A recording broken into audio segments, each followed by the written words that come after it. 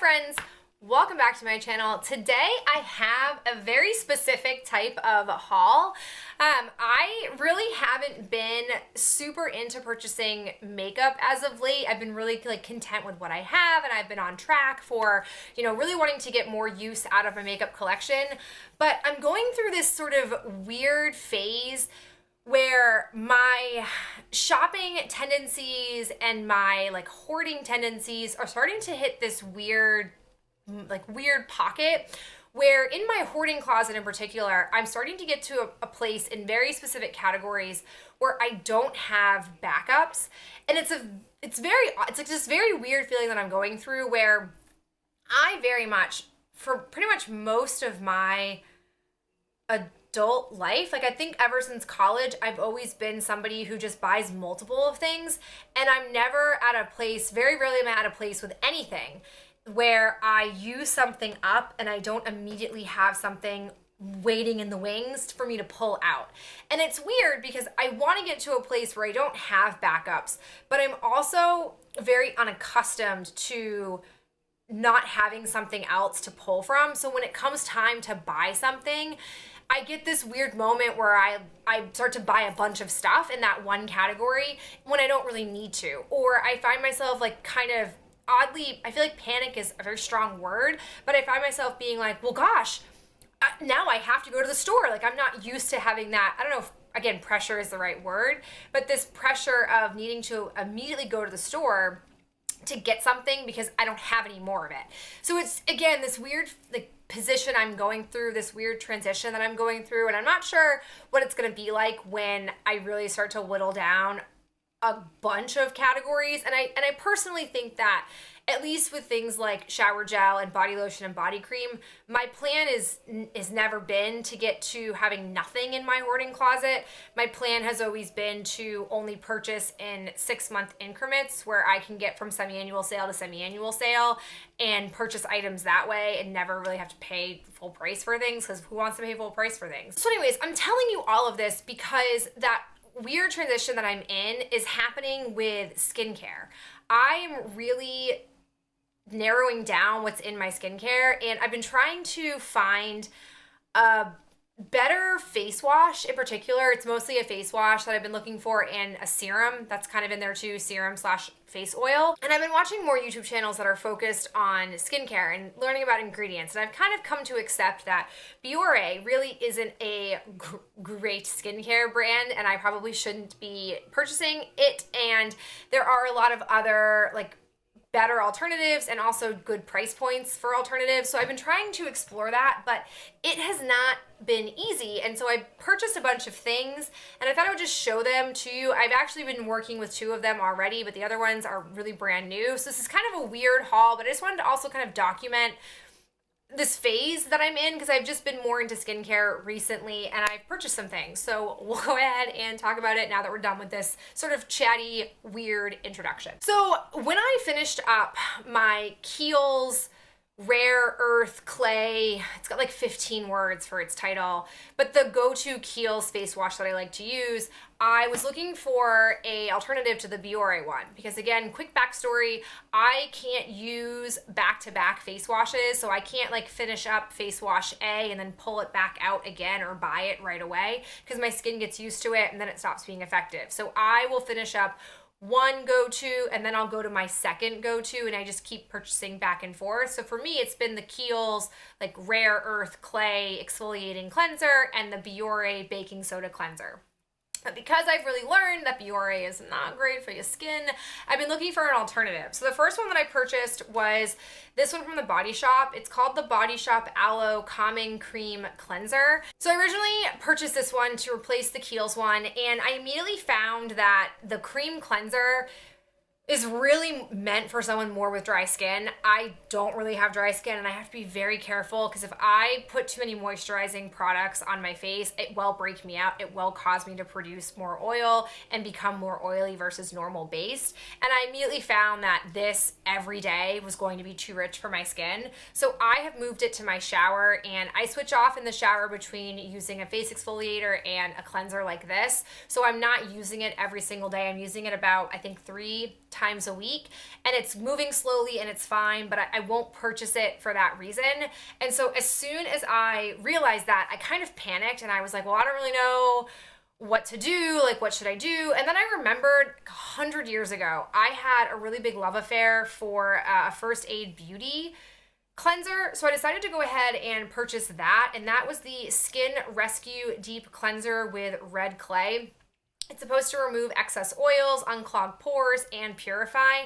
I'm fairly certain you can use this as a face mask. I don't know if that's for certain, but I remember that's something that you could do. And I've had this since the second week of February. And I have found with this that I do like it, but it is not really impacting my skin.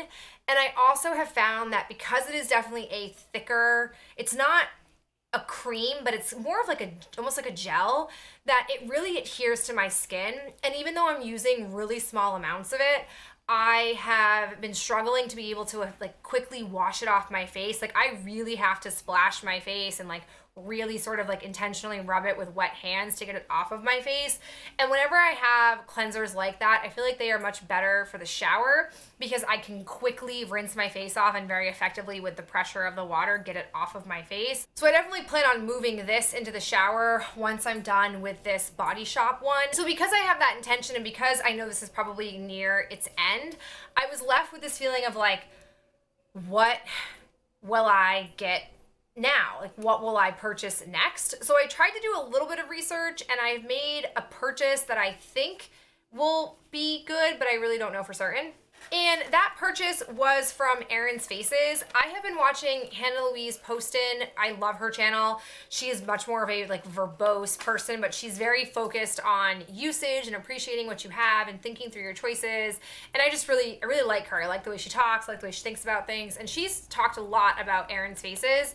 And I was like, all right, well, I feel like Erin's Faces might be the way to go. It's not the most inexpensive brand. It's certainly not as cheap as Biore, but I'm willing to spend a little bit more money on cleansers in particular if they are going to be helpful for my skin, because I have seen positive effects based on the different cleansers that I've used in the past. So the first thing I grabbed is not cleanser. It is the Peptide Sunscreen Broad Spectrum SPF 30. It's reef safe sunscreen for the face. I feel like with the summer coming, I definitely need a good face sunscreen. And I've heard her talk about this a ton, so I figured while I was on the website, I may as well pick this up since I was in the market for it. I'm looking forward to testing it out and seeing how it goes and seeing if I do in fact like it. This stuff was not cheap at first, but I'm told it will last a really long time. You can apply it for a good 6 months. It could take you if you apply it every single day. So I feel like that's not that bad. And then while I was poking around on the site, I came across the Clarifying Charcoal Cleanser for Oily Skin made with tea tree oil. And even though I don't consider myself an oily skinned person, I can air that way, or I can go that way, and my skin responds really well to charcoal. So I figured I would give this a try. This was 8 fluid ounces. It says it's a lightweight gel cleanser that lifts impurities and clarifies, but it won't strip your skin. The charcoal gently cleans pores, while sugar maple, sugar cane, and tea tree target oily skin. It also contains antioxidant-rich extracts of lemon, orange, cranberry, and bilberry. So I'm curious. This is what I'm planning on bringing in first. And if this doesn't work out, I'll probably find something else, but hopefully it will. I also like that it has a pump on it and it isn't like a squeeze tube, because those are sometimes hard to get the right amount of product out of and they can be a little bit of a pain in the butt. So I'm looking forward to testing this out, and I'm hopeful that I will have success with both of these products. The second place that I went purchasing skincare for was from Facetory.